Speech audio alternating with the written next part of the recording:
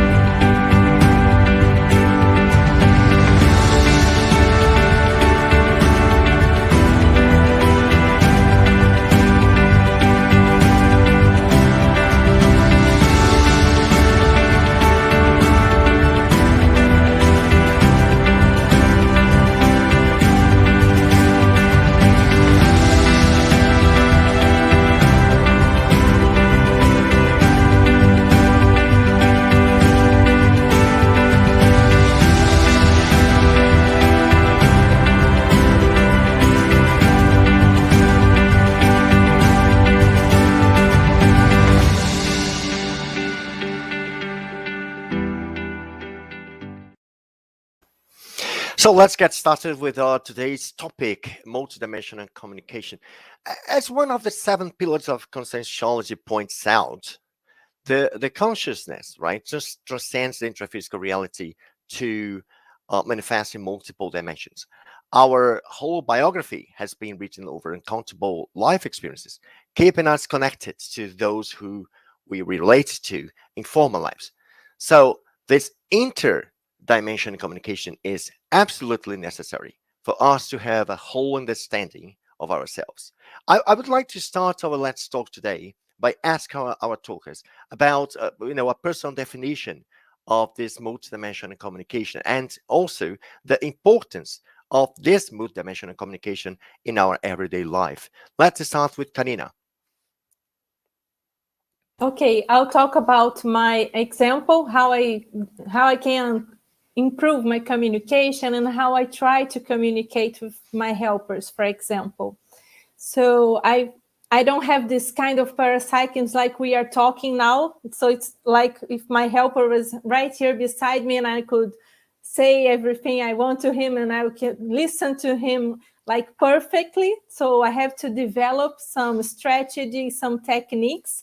It's like when the pilot is going to land in the airport and it's very cloudy, so we use the instruments in order to guide us. So I could do this analogy in the multidimensional communication. So we don't have like 100% clear communication yet. We are working on it in order to make ourselves clearer and understand the information. So one thing I use is to be aware of the signs. So I look up for, this is a way I communicate better. So I am aware of the synchronicities, the significant coincidence when I'm about to take a decision, for example. So I look for the signs, and sometimes I don't even have to look for them. They just pop up like all the time. And sometimes the information comes from a person that is related to me, and the person says the exact phrase I needed to hear, or is a book that has the content of the information, or I turn on the TV and the show that is going on at the time is the exact place that I have to be, something like that. So we have to be like 100% aware in order to gather this puzzle and get the information. And also the energy. When the message comes, what is the pattern of the energy? So is this decision going to help me and help a lot other people? So this is how I make my decisions. I'm learning to read these signals and also read the energies, like the psychometries. Is this the energy of a helper? Is this the energy of someone that is trying to not to hurt me in some way, or so I'll make the wrong decision? Is someone that is needing help, so the pattern is not that good? So this is how I do often in my daily life. Some people have like clairvoyance, some people have clear audience. I look for the signs. That's how I communicate.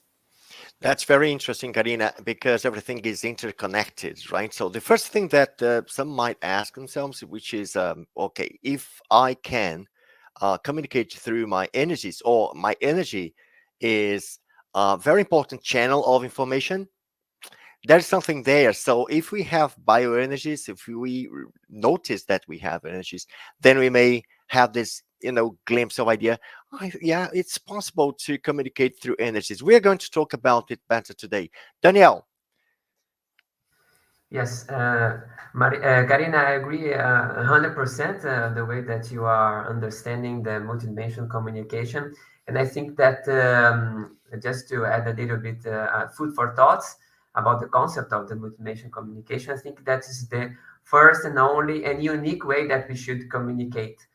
So I think even people that they don't consider that they have parapsychism, developed parapsychism in a way, they are always communicating multidimensionally, even though they don't want to. So even that I ignore that I am inserted in an ocean of energies, feelings, emotions, and thoughts, which is the Tosin, which is an indissociable manifestation of the consciousness. And even though that I ignore this reality, I'm always communicating multidimensionally. So when I think about someone, even that is someone that is far away from me, that my energy can achieve this person, can reach this person, even if this person is here in the interphysical dimension, or if it's in astrophysical dimension. So when I have a thought, a feeling, an emotion about something or someone, I'm already communicating, even though that I don't want.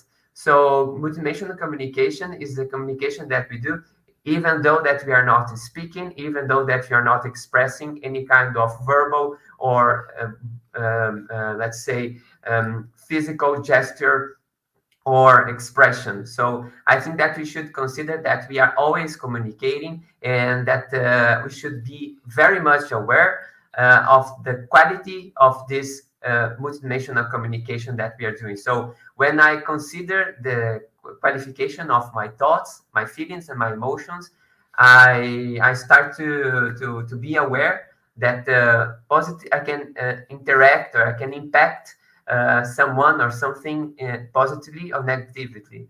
So this is very important when you think about, as Karina brought out in the first part of this talk, about the pillars of the consciential paradigm. One of the most important issues to consider is the cosmoetic. So when I'm thinking about the qualification of my thoughts, I'm considering the cosmoetic of my manifestation. So just to add up a little some things that we should consider, because Karina mentioned a lot about the helpers. So the helpers, how can I communicate better with the helpers and not with the intruders? So to communicate better with the helpers, I had to qualify my thoughts, my feelings, my emotions, my energies, my whole Tosin manifestation. So I think this is just something that we should consider all the time. even though that we are not aware that we are communicating multidimensionally in the moment that we are. Very good, Daniel. Douglas, how do you experience the multidimensional communication? As Arina said, I would like also to praise her commentaries. I don't experience as well this communication of. I always I used to experience this in a very subtle way. So for me, multidimensional communication is much more like getting to know this chain of events, that the possibility of chain of events, and trying to synchronize myself with the one that is better for my moment. So these come as signals, or these come as Karina said, someone speaking something, and that information will be useful to for me to synchronize with the with what is best for me in the moment. But I would like also to add that working with your energies and getting to expand your parapsychism, we start to experience more some more other phenomena that are more how can I say that, less subtle. So we can start to see, we can start to make consciential projection, so we can have out of body experience. And that for me as well, as they are different phenomena that are not as that subtle, but they serve the same condition. They tend to give me the direction that I need to move forward. So I experience this multidimensional communication, this very like Karina said, they are all signals to help me to synchronize what my next moves will be. Yes, it's very interesting to see each of you saying one particular standpoint from this this communication, right? Because it can be lived or expressed differently. I would like to encourage everyone who is participating in this show today to leave your question in the comment section, right? If you have any question about it, or if you have had an experience you'd like to share, so please put your comments in the comment section. And I think that we have something coming up now. Cesar Vanchea. Cesar Vanchea, nice to have you here today. Why are these signals so subtle and are not received as crystal clear messages? Why do helpers go to all this trouble to create subtle hints that might very well be misunderstood? Can I start? Yeah, go ahead. This is a very good question, actually. And we are developing ourselves in order to improve our communication with helpers. And it's the same with helpers. It's not that easy for them as well to communicate because of the difference of the pattern of energies. The helpers are more subtle. They don't have the soma, this dense material energy. So we are not in the same dimension. When we work with our energies, like Douglas said, we try to create an energetic field, so it will be, the helper will be more able to communicate with us. So that's why we exteriorize energies, we clean up our environments, we make it like more helper friendly. Otherwise, like Daniel said, we will have the connection with more people that are emotionally unstable, and sometimes even intrusion. We can communicate with intruders as well. And that's why the messages are not that crystal clear, because we have a saying in Portuguese, it's reciprocity. The difficulties are reciprocal between us and the helpers. It's not only ourselves that needs to develop more this ability, but also the helpers are developing themselves. So it also depends on the level of the helper, the level of maturity. And I think these subtle messages are the most advanced. The more physical the phenomena, like when, for instance, someone touches you or you listen like in this dimension, so the more energy we need, and sometimes the lower the level of the people that are trying to communicate. The more subtle, so the more how to say, more subtle, because they are in a higher and higher dimension, so it's even more difficult to communicate. So they you use less dance, yes. So they will use these artificial or even techniques, so we can develop ourselves in order to read the signs. So I am improving myself as well. It's much more interesting to have a helper that will not give me the whole transcription of what I need to do, but will give me some clues in order for me to develop myself as well, and my mind, my mindset. And so I have to read, I have to watch some movies, I have to talk to people, and I have to study a lot and work with my energy. So this way I'm improving myself in order to get a better read or a better understanding of the message. If everything comes like in a book, so you just have this is the manual, you don't have to make any effort in order to develop your parapsychism. I don't think it's a helper, it's a neurotic guide. Blind guide. We see many people like this. They are just robots repeating what the people are like blowing in your ear. They don't have any critical sense. Does this message make sense or not? Should I listen to this person or not? So when we have these subtle signals, we are constructing the puzzle and we see what makes sense, is if there's an intrusion, if this is an advanced helper, if this is a beginner helper, that someone is just like making an intern, a helper that is an intern, he's trying to develop better abilities. So this is why I think, this is my opinion, this is why it's not like the clear messages, because otherwise we wouldn't develop ourselves. Very good. Danielle and Douglas would like to add something.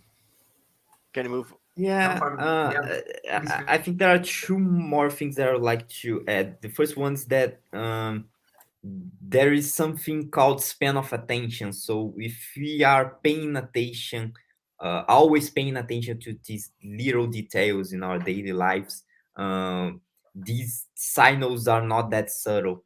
We start to get more of these. We start to get to notice more of these. So it depends on how you choose to live your everyday life, how you choose to, what you choose to see, what you choose to pay attention to.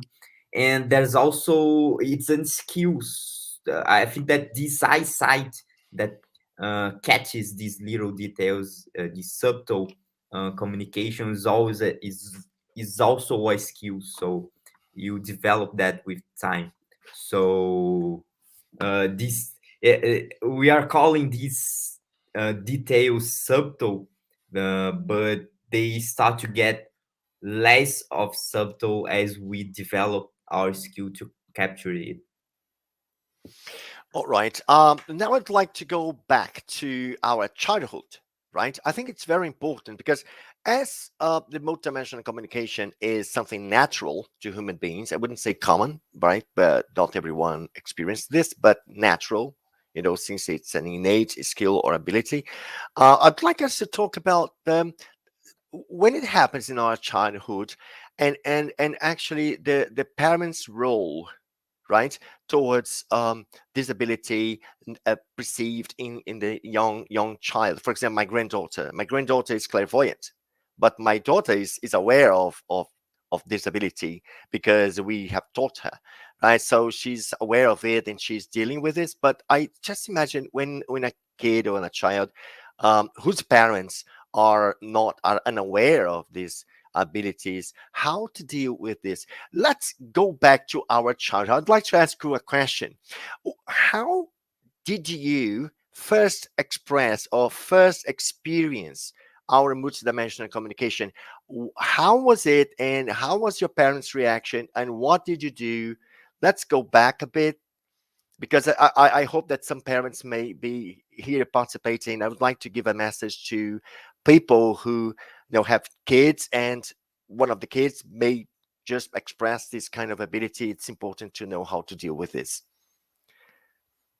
Can I start? Yes, go ahead.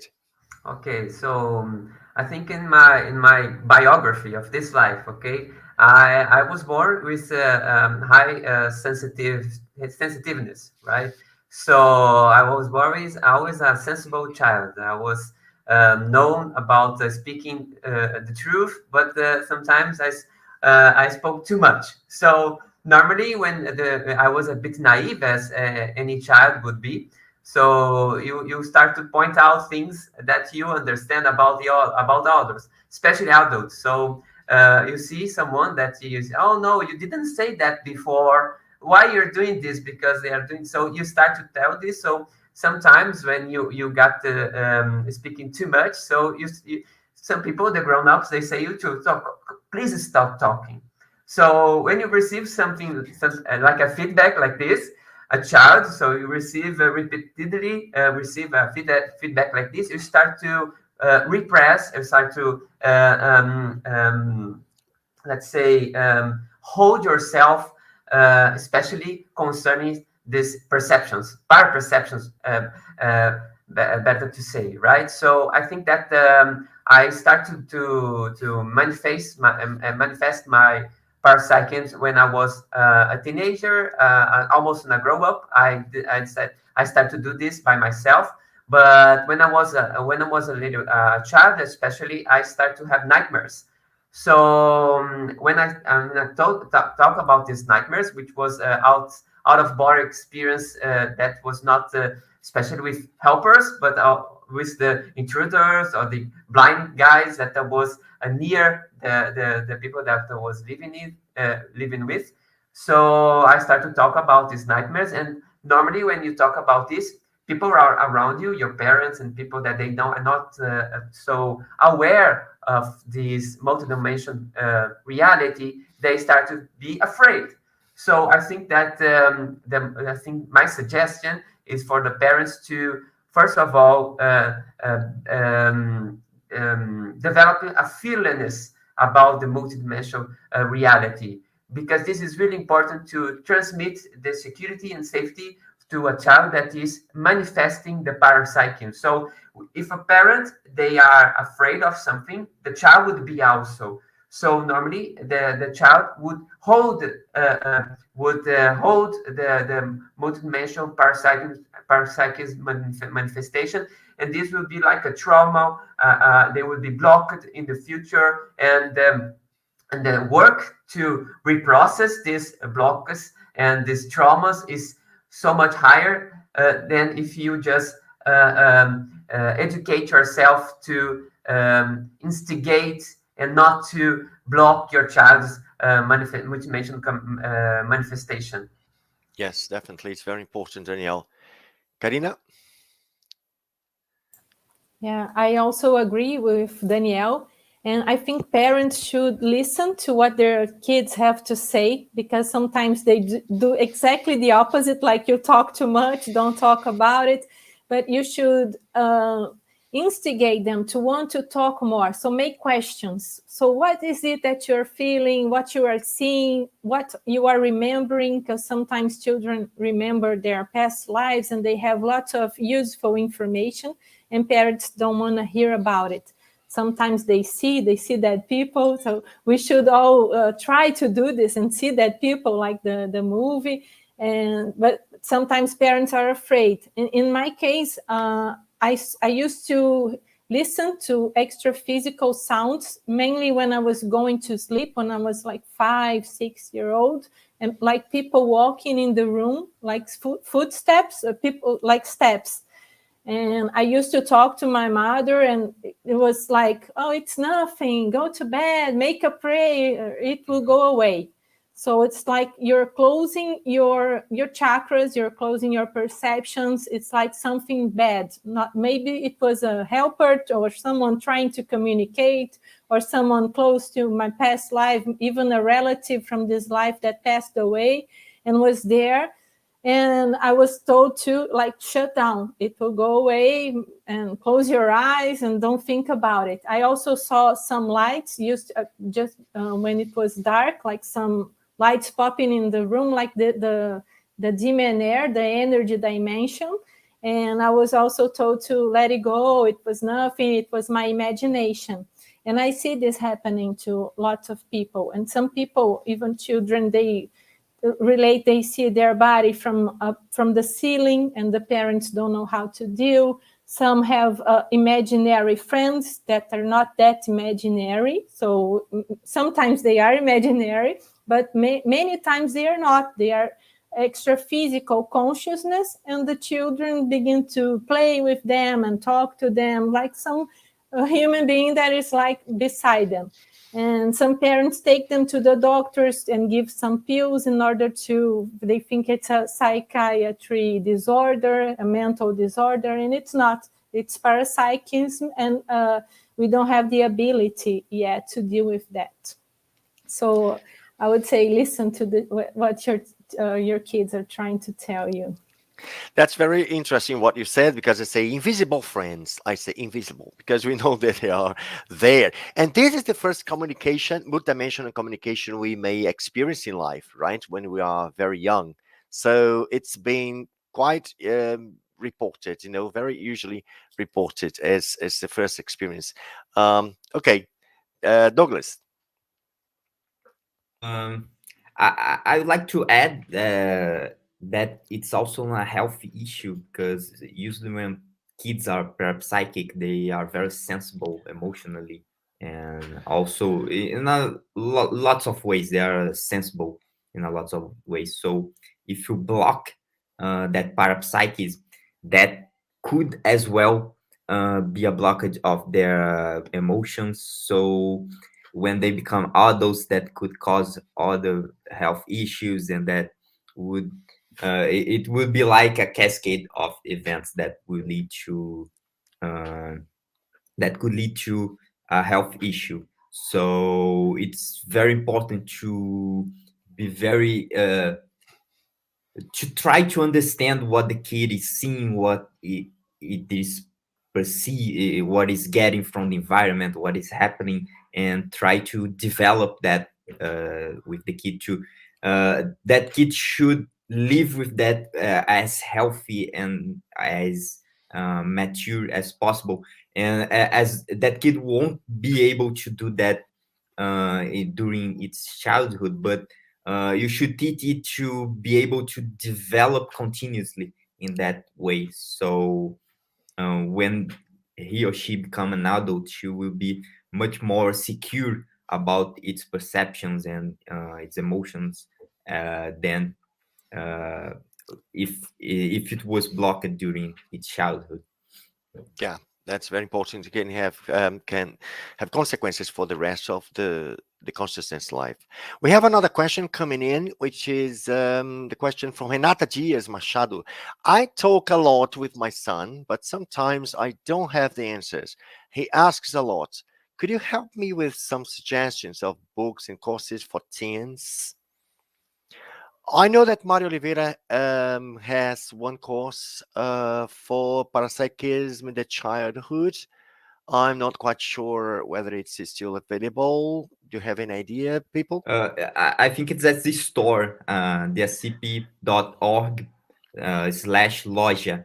So she could check this course. And if the kid is a teenager, he has some more. He could read some of the Conscientiology books or watch some of our videos. I think if it's a kid's more, it would be more difficult for him to understand. But if it's a teenager, I think that perhaps he is ready to start reading some books on his own. All right. Danielle, do you have any idea? Oh, Karina, I went to get a book, sorry. This author, Deborah Klippel, she just launched the second edition of these books for children. The first one is Multidimensionality, exactly what we are discussing now. And the second one is about past lives. So I would encourage. I don't know if it's, I think I don't Oh, know if that's right. we have in English. I'm not sure if it's already translated. And Mhm. also, Aline Niemeyer has some nice books also. One is Teaching Bioenergy to Children, and the other one is O Jardim de Alice in Portuguese. She has a projection, and she helps her grandmother that is sick in the hospital.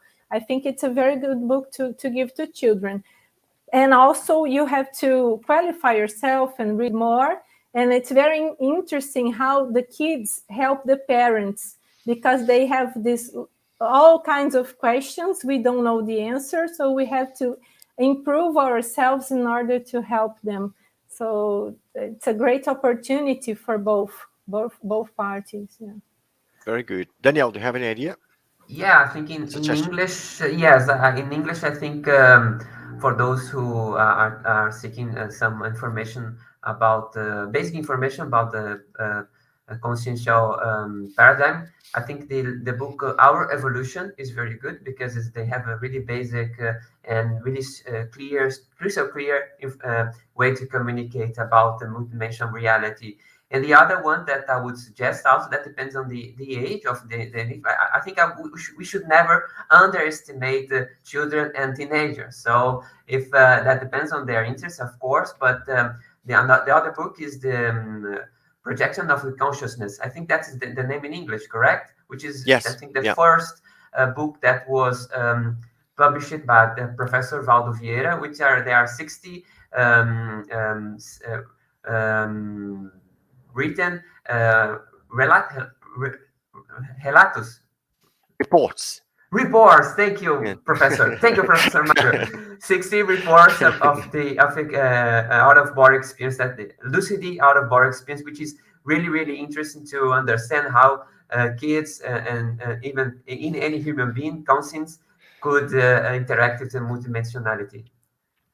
Yes, and it's very interesting that what you said, because we have an activity on at ASSIPI, right, which is psychic encounters. It happens every Monday from 3 to 4 p.m. And we are reading the book Projections of the Consciousness, and having a discussion about out of body experience, about parapsychic experience as a whole. It's a round of discussions proposed and based on the Projections of Consciousness book and on the parapsychic experiences.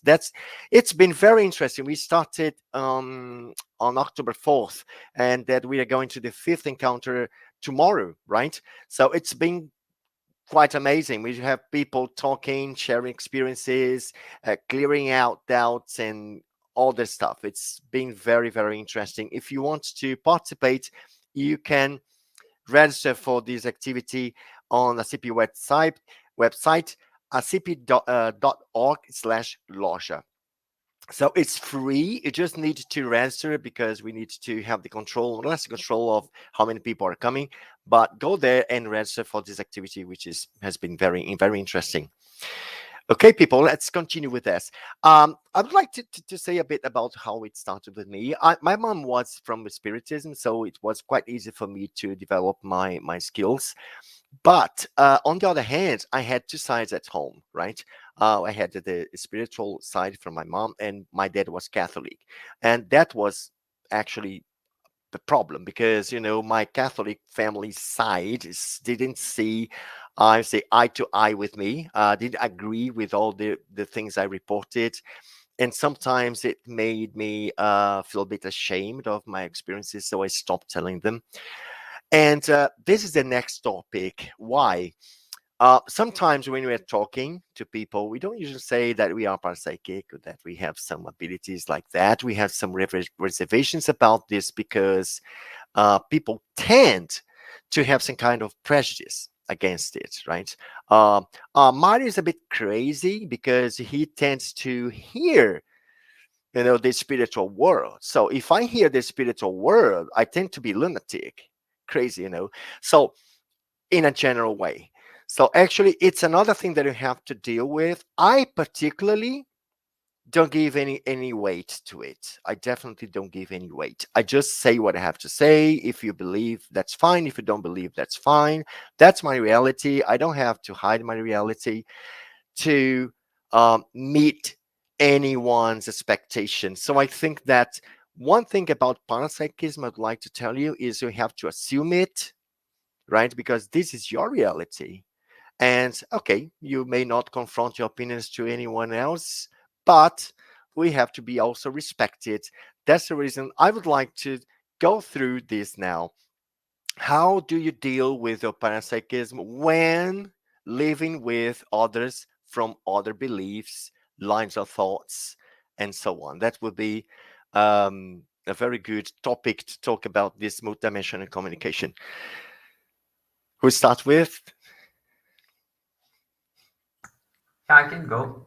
I think, Mario, when you're talking about this, the first word that comes up in my mind is respect. Okay, so we should Yeah. respect that people they have a different perspectives of life, existential perspective, different ways, world views. Correct. So we should respect and not exceed ourselves on spreading our reality if someone doesn't want. Okay, we are here just to inform, like you said, that the principle of disbelief. So we should carry this principle in our daily activities as one of the most important foundations of our manifestation. So we don't need to be oracles. We don't need to be prophets. We don't need to be anything besides a human being, correct? A normal human being, respecting other people and interacting easily and calmly, and respecting that some people they don't have the living the experience to understand the multidimensional reality. So we should respect their limitations, and not limitations in a way that in a hierarchical way to see, but to understand that people they need to live the multidimensional reality by themselves. So when I'm talking with someone, I don't need to say that I saw your helper, I saw that you have an intruder. No, my helper just said me that you should listen to my helper. No, we don't need to be like this. We can interact multidimensionally actually, without needing to state ourselves as our parapsychics. So I think in another hand, it's important also to give an examples. So when you give examples that we understand the multidimensional reality, and the people they have aperture for that, they are open for that, they have new philia to understand this reality. Okay, we should deal with this subject normally as a day-to-day subject. So when people, myself and my experience, and I tell someone that about energies, I first make an approach to see how someone will react in face of these considerations. If I see that someone will consider myself crazy, okay, I'm not taking myself as crazy. I know that I'm not, because my experience, I prove to myself that this reality is the one reality. So, but when we do this approach, we understand the level of multidimensional understanding or experience that someone has. So you can develop a conversation stating and talking about your perceptions, talking about the way that you see life. But you don't need to do this as missionaries. We don't need to do this as people that are carrying the truth and spreading the truth. No, we should interact with no strings attached to the spreading the multidimensional reality. But we should be examples of how people can live normally without any religion behind, without any ritual behind, can live normally and peacefully with this multidimensional reality. So I think this is really important. Yeah, and you said something important, which is to set yourself as an example. I got stuck to.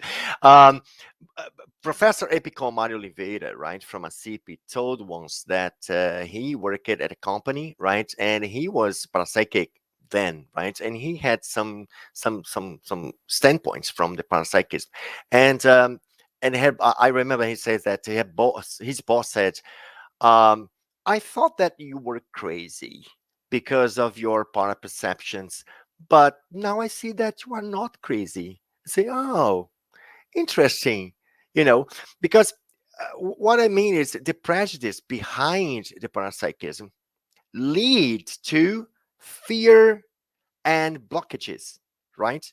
That all this kind of prejudice people might have. So, Karina, would like to add something to this topic, please? Yes, I would like to give also my example. When I was a volunteer at IIPC, the Projectiology Institution, I used to volunteer at Radio Tupi, the radio. So we had a weekly show, and it was the leader of audience at the time. And I was there for 3 years every week. So many people used to listen to that show. And like sometimes I entered the taxi and the taxi driver would recognize my voice from the show, because it was really the leader of mainly the taxi drivers. They would love this, used to love the show. And I remember once I used to work in a big corporation, a multinational company. And I wasn't talking to anyone about what I was studying and teaching, only in small groups. And when the closest friends, they knew about this, sometimes in lunches or over coffee, we would talk about it. But I wouldn't go to my boss or people that are not that related to me and talk about conscientiology. But one time, a friend from another department, he was in the taxi and the taxi driver was listening, so he was aware I was studying parapsychic phenomena, and he spread the words to the whole company. Karina is doing that. Some people thought I was crazy. I suffered a little bit of bullying from some other colleagues, but the majority respected me because they knew the professional that I was, and my judgment was in the right place. So I think it was a very good opportunity in order to de-dramatize the parapsychism, because many movies, many series, they put the parapsychic as someone like cuckoo, or he's a very good person, but he lacks judgment. He's sometimes atrapalhado. How do you say? It's like goofy, It's something a bit like that. clumsy. It's a bit Clumsy and goofy. It's like not serious people. And so in this sense, I think it was very helpful, and many people respected. And I remember sometimes in the meetings, people would say, Karina will leave the body and she will cross the wall, like it's trying to joke about it. But after sometime even they would send me questions to the show. So it's very interesting. We can set a very good example and not need to hide who we are, hide our perceptions anymore. We can respect the people and the environment we are in, but we don't need to, that's the big difference now. We don't need to hide anymore. Yeah, that's right. Douglas? I agree with all that's been said. I think that we should respect all other opinions, and we should look for respect from others as well. But I tend to only open myself when there's an opening from the others. So if there's no space for this kind of communication, I think it's also a bit disrespectful to be forcing these ideas or forcing these, especially when the other person is afraid of this topic, and there's no space to talk about that fear from him or her.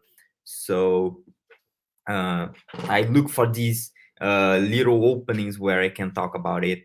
And since it's a big part of my life, I am parapsychic. I like to talk about it. I like to research about it. I also look for people who I can explore these ideas together. So it has a big role in my life. So I look to people that I can talk about it as well. And it's very good for me to have spaces like these to open myself as well. That's very important. Okay.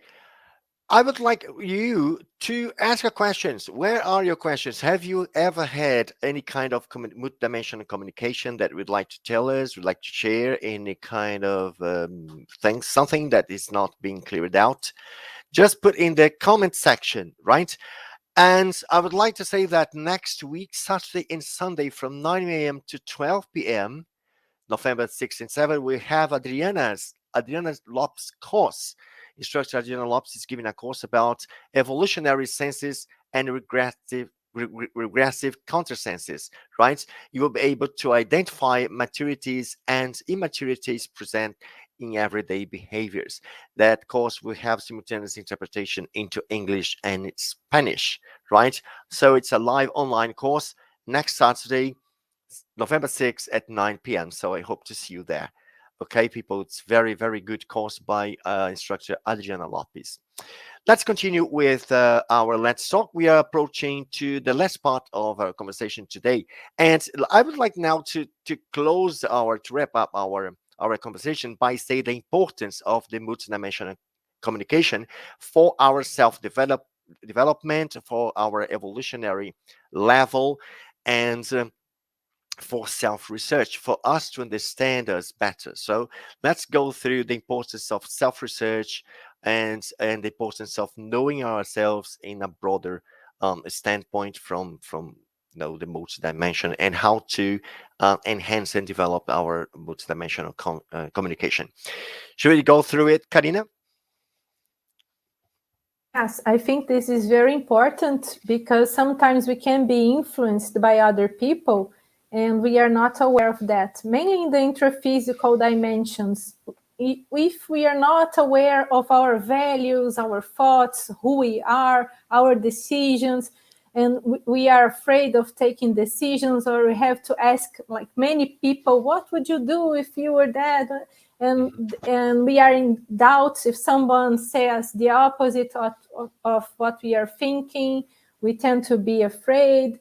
So that's very important, the self-research, because like it happens in the intraphysical, it's even exacerbated in the extraphysical. I can be like all the time gathering information from the extraphysical, and I don't know if this idea is mine, if it's a good idea or not. Sometimes I'm feeling sad because I interacted with someone or I entered in an environment that was not very healthy, and I get these intrusions.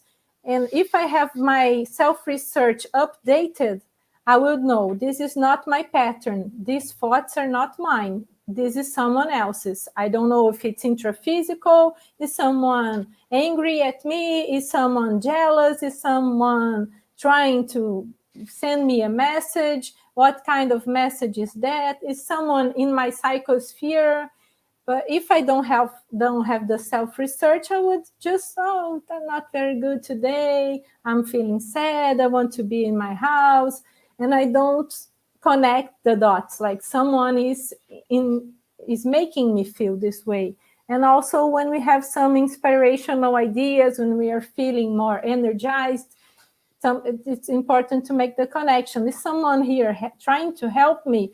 What's the dimension? Why am I able to get this help? What are my merits? Is this help going to help me and other people as well? Because also this is not my pattern. It's like I'm above my level. Sometimes I'm lower. So it's important to know yourself in this sense. Very good. Danielle? I think just to add up, Karina made a really good explanation about it. A small phrase to think about it. So self-conscientization, multidimensional self-conscientization starts with the self-conscientization. So I will never be aware with the multidimensionality if I'm not aware of myself. So I need to understand me as a multidimensional consciousness, and to understand me not only as an intraphysical being, but as an extraphysical being as well.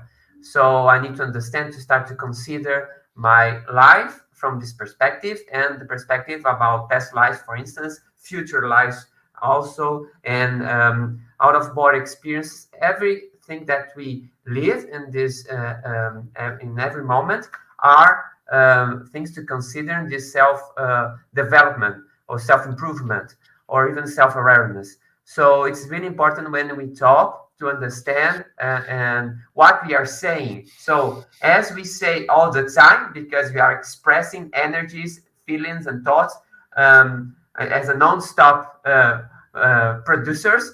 So we need to understand what we are sending the exteriorization to the cosmos or other people in a whole. So this is really important to understand about ourselves, to learn how to filter what are coming from the outside. So I think that this is really important to consider. Douglas? I also agree with Karina when she said that having multidimensional communications help us be more authentic with ourselves, with our values, with what we believe. It helps us have a clear sense of direction in life, and I use that when I have more connection to multidimensionality.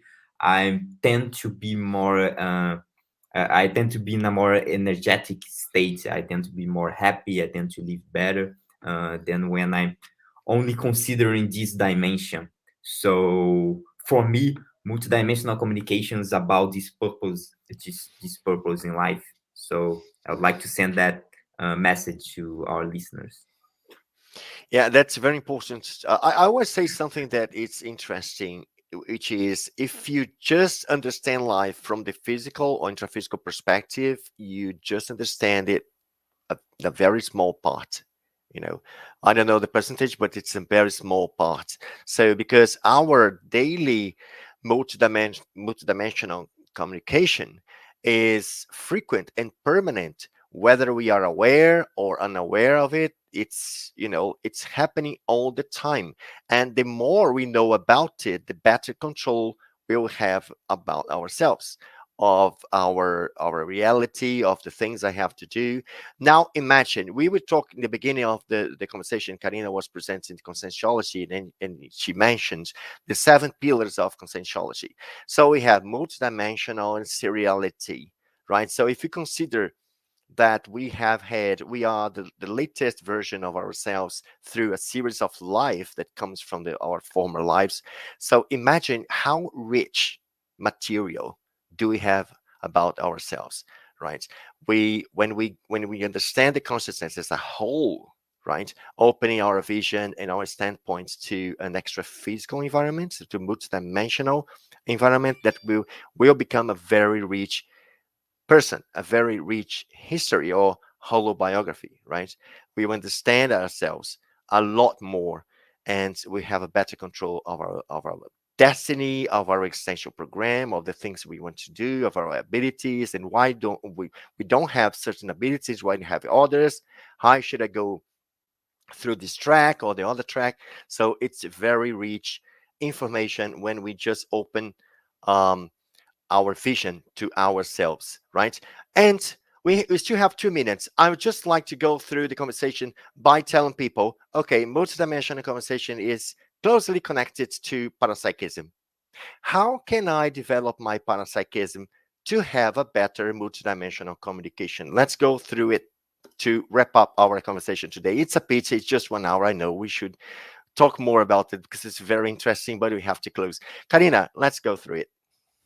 I think should be aware, pay attention to the signs, to the energy, to your feelings, to your mood when it changes. Is there anyone around? How are my chakras? How is the energy of the environment? So this way it helps us to develop even more. And also mainly work with your energies. The vibrational state is a very helpful tool and will help you to feel more the energies to develop these abilities, the parapsychic abilities.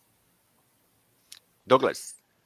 On top of that, as she said, almost everything. But on top of that, you could study, debate, watch conversations, talk to people, and start on developing um, these understandings inside your head. So you start developing that more quickly as well. Very good. Daniel.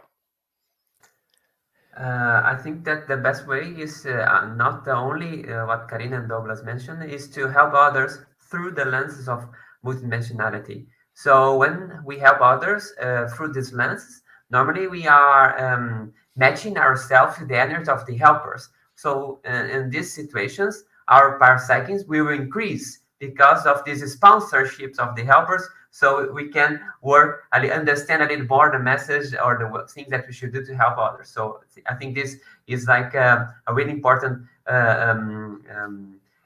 thing that we should never forget, is helping use your parapsychism to help others. So this will help yourself to increase your perceptions and parapsychism, of course.